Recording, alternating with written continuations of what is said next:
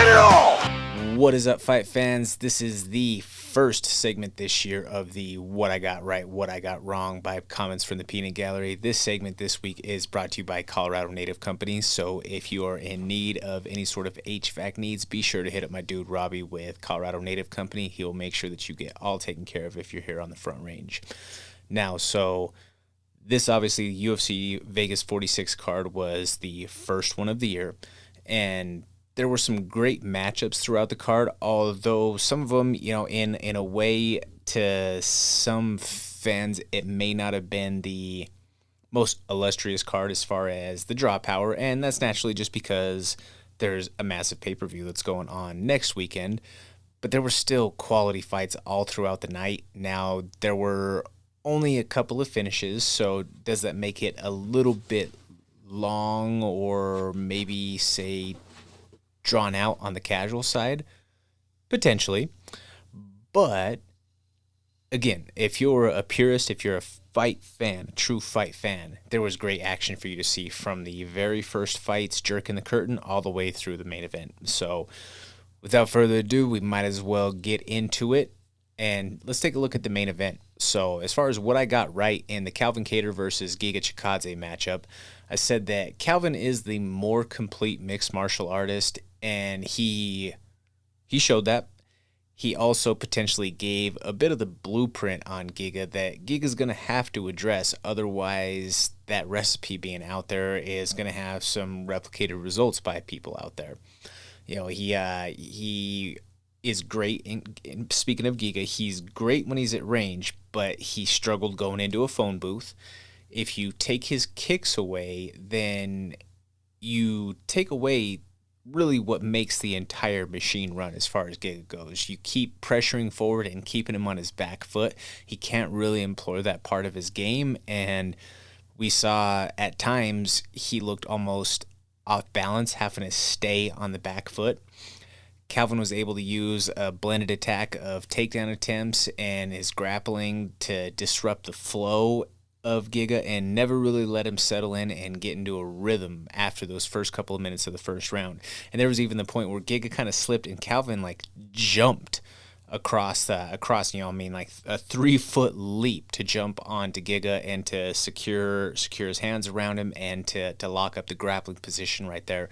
And I think that paid some dividends as the fight continued to roll on, because Giga got tired, plain and simple. Giga was tired, and yeah, Calvin was able to just throw a steady appetite or a steady slew of short range attacks and show the mastery of his weapons within that range. The elbows were surgical. He was throwing them from every which angle, and they were finding their mark often.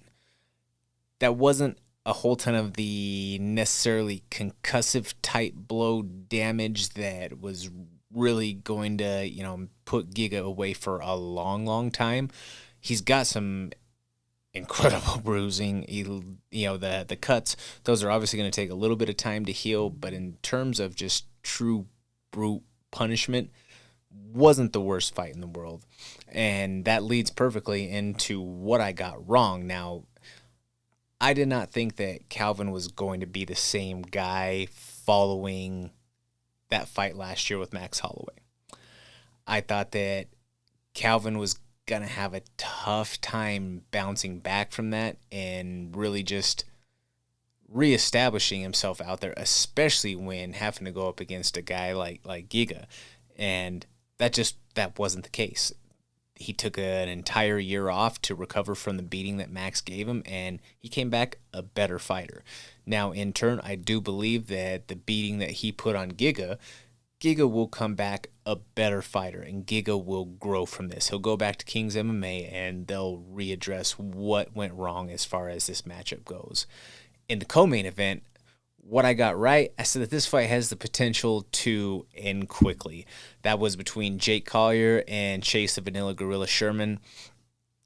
And what I got wrong was I said that this fight was a mistake to have in the co-main when there were ranked matchups on the card. That might still hold true, but the way that Collier went out there and put on an impressive first-round finish performance, kind of negates that in a way, but it's still an interesting decision on the promotion side to place that in the co-main slot when you have two ranked matchups on the card as well.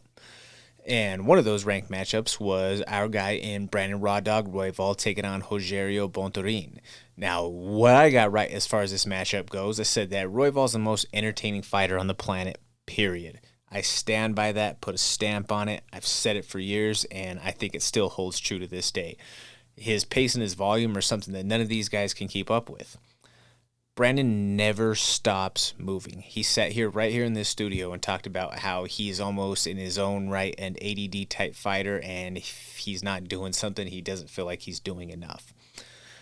Then when we're also talking about Bontorin, I said that Bontorin was going to be strong. One, he's a farmer and he's got that country strength, but two, he's also at a USADA vacation, so make of that what you will. Now, what I got wrong as far as this matchup goes, I thought that Brandon would submit Bontorin. Although it did look like he had the submission, it did look like he had the tap, but Mark Smith didn't call it. Missed the old Brazilian tap there by Bontorin on the armbar. My bet slip is a little bit angry, but overall, I'm just happy that our man Brandon Raw Dog Royval got the win. Then the second of the ranked matchups that we mentioned was Caitlin Chikagian taking on Jennifer Maia. Now, this was a rematch from their fight that they had on the BMF card back in 2019. But I honestly, I didn't get anything wrong as far as this card goes. I said that Caitlin was going to be able to establish her jab and use her range to control the fight. That's exactly what happened. I think that the first matchup was just able to give enough of a forecast to accurately predict how this fight was going to go on. Now, moving along, we have Vyacheslav Borshev taking on Dakota Harry Bush. Now, what I got right as far as this matchup goes was I said that I think that Dakota Bush has one of the best nicknames in the whole sport. I think that it still falls on the list below our guy Brandon Raw Dog Royval, but I think that his game is continuing to level up since training underneath the James Krause, and he looked great all the way up until the point where Borshev was able to land the body shot, and a body shot like that is gonna fold nearly anybody out there, plain and simple. It could have been some rib structural damage on top of being a nasty liver shot right there. But yeah, I think that Borshev's grappling still showed to be that it's a bit of a liability. And, what I got wrong from that was I thought that Dakota Bush was going to come out with a grapple heavy strategy just to keep it grimy, to wear down the kickboxer, the Russian national kickboxing champion at that, I should say. And it didn't necessarily go that way. And then once Borshev was able to start to unload his offense a little bit, he was able to just find the one opportunity that he needed. And as someone who is a top-tier striker the way that he has been with his background, sometimes those guys like that, that's all they need, is they need that one little opportunity to land that shot, and that's what he found and he took advantage of.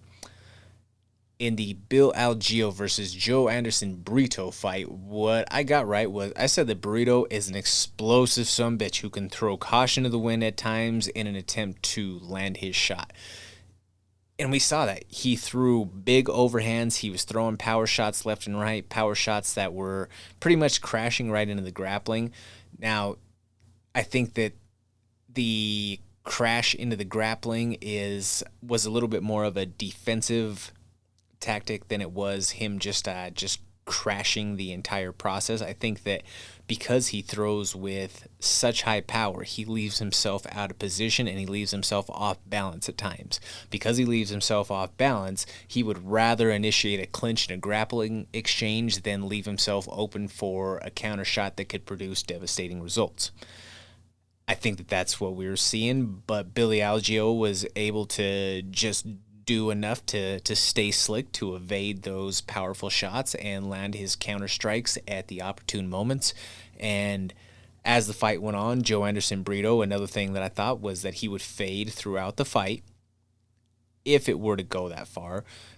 But I also thought that I did not think that Bill Algeo was going to respect the power of Brito, and I thought that he was going to get caught early on. I thought that he would be willing to stand in the pocket and basically bait a little bit out of him, or do enough to bait and draw some action out of Joe Anderson, and it just didn't happen that way.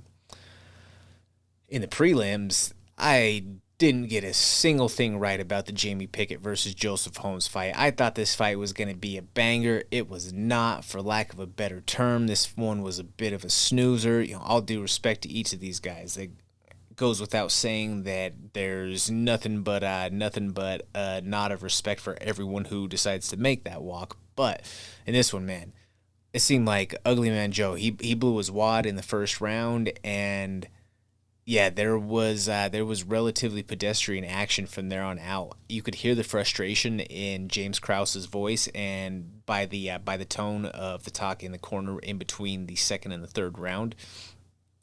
It's just it's got to be frustrating when you see it from the coaching perspective, or you see it from the corner vantage point, that your guy hurt this man and he has the potential to go out there and make something of that, but he's just not following up on said action. There was a time where Ugly Man Joe had Pickett hurt with an elbow at one point.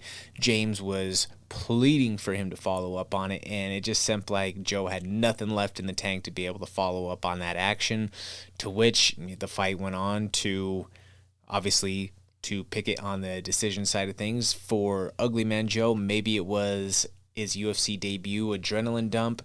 Maybe it was him only having had 8 total professional fights going into that matchup. Maybe it really was conditioning. Maybe it's a combination of all of those things. I really couldn't tell you.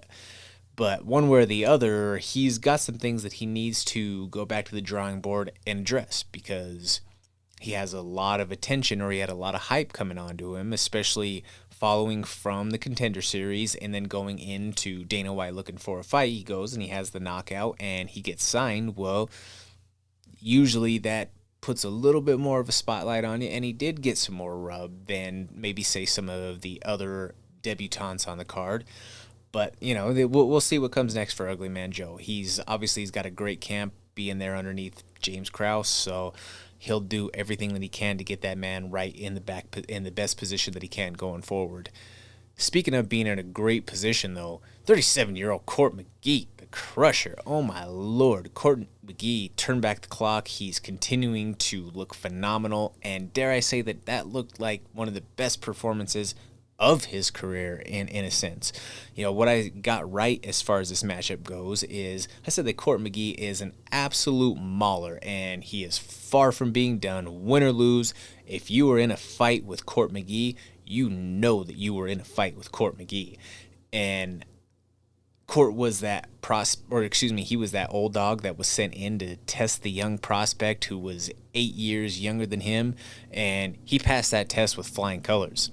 Now, what I got wrong as far as this matchup goes, I thought that Ramiz was going to offer some serious submission threats from time to time against Court, especially with Court's tendency to stay marching forward, to press for that takedown, to use that pressure and pressing you off of the cage. I thought that Ramiz's ability to find some of those chokes, especially the front choke series, working off of, working guillotines to Darce, whatever it may have possibly been, I thought that was going to be an opportunity that he was potentially going to find, and it just flat out wasn't there. Court dominated, and for lack of a better term in this sense, he grown-manned Ramiz. He just grown-manned his ass the entire time.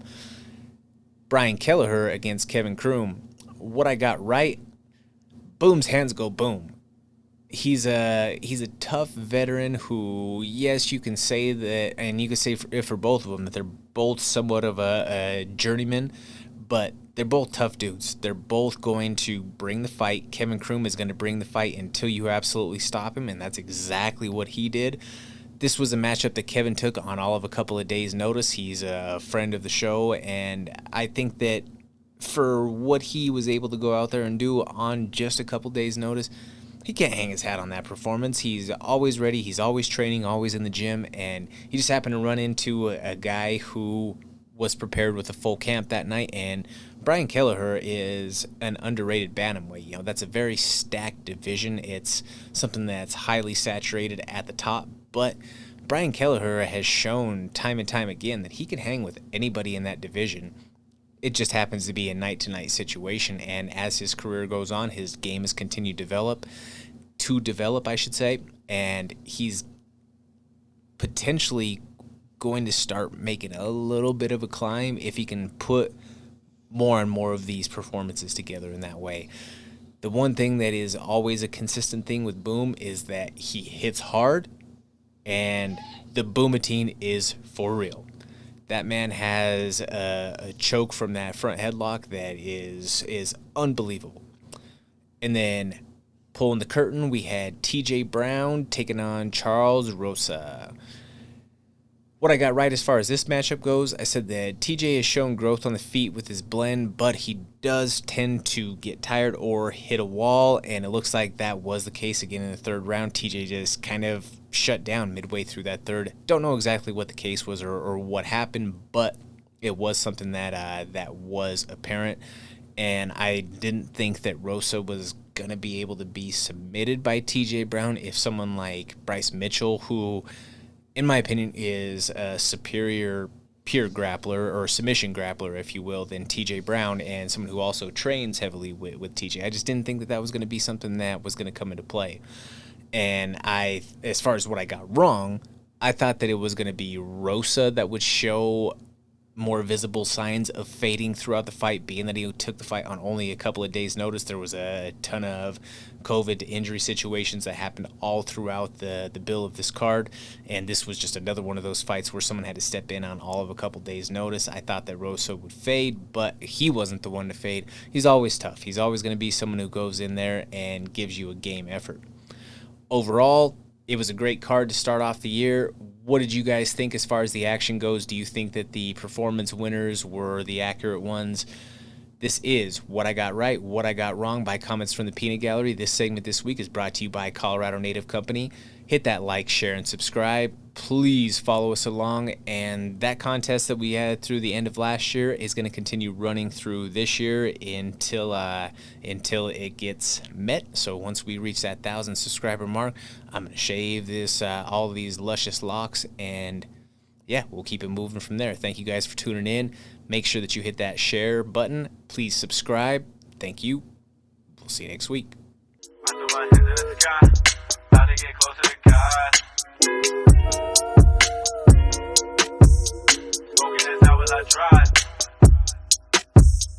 I threw my hands in the sky, bound to get closer to God.